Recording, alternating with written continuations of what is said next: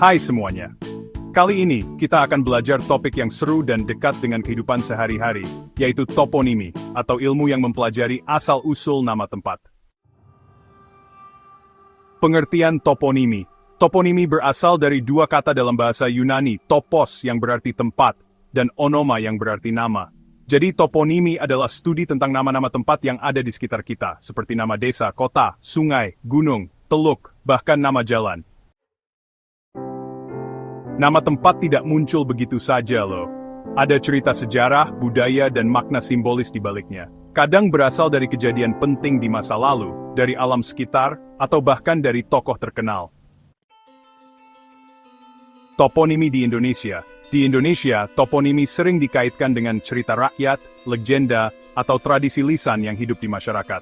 Mari kita lihat contoh dari Bali, yaitu Desa Banyu Biru di Kabupaten Jembrana. Nama Desa Banyu Biru berasal dari kata banyu yang berarti air, dan biru yang artinya warna biru. Menurut cerita warga, dulu di daerah ini terdapat mata air atau kubangan kecil yang tampak kebiruan saat terkena sinar matahari. Karena keindahan dan keunikannya, masyarakat menamai tempat ini Desa Banyu Biru. Jenis-jenis toponimi. Berikut beberapa jenis toponimi yang sering dijumpai. Toponimi fisik ini adalah nama yang diberikan berdasarkan bentuk alam seperti gunung, sungai, danau, atau bahkan warna. Misalnya saja Banyu Biru, Gunung Agung, dan Tukat Petanu. Nah, dalam toponimi sosial budaya, nama-nama tempat biasanya berasal dari tokoh masyarakat, legenda, atau tradisi budaya. Misalnya saja, ada Desa Pangeran atau Kampung Nenek, yang namanya terinspirasi dari sosok penting atau cerita yang hidup di masyarakat.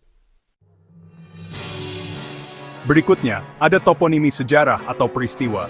Nama-nama tempat seperti ini, umumnya diambil dari kejadian bersejarah, seperti perang, migrasi, atau peristiwa unik lainnya. Contohnya, Medan yang dulunya dikenal sebagai Medan Perang atau Perang Batu. Lalu, ada juga toponimi yang berasal dari aktivitas manusia atau ekonomi masyarakat.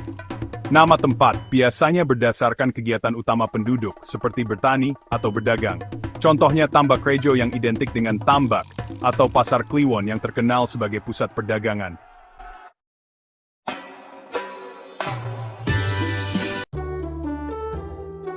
Dengan mempelajari toponimi, kita bisa mengetahui sejarah dan budaya lokal dari tempat tinggal kita. Selain itu, kita juga jadi mengenal identitas suatu daerah, termasuk asal-usul nama desa atau kelurahan. Belajar toponimi juga membantu kita membaca dan memahami peta, serta penamaan wilayah dalam geografi loh. Kemampuan ini juga melatih kita untuk berpikir kritis, dan menumbuhkan rasa ingin tahu terhadap lingkungan sekitar. Tidak hanya itu, toponimi mendorong pelestarian budaya lokal agar tidak hilang di telan zaman.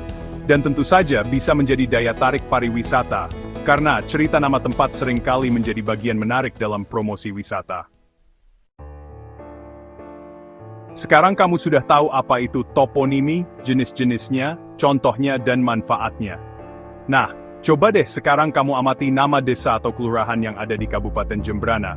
Siapa tahu kamu menemukan cerita menarik yang belum pernah kamu dengar sebelumnya. Selamat belajar!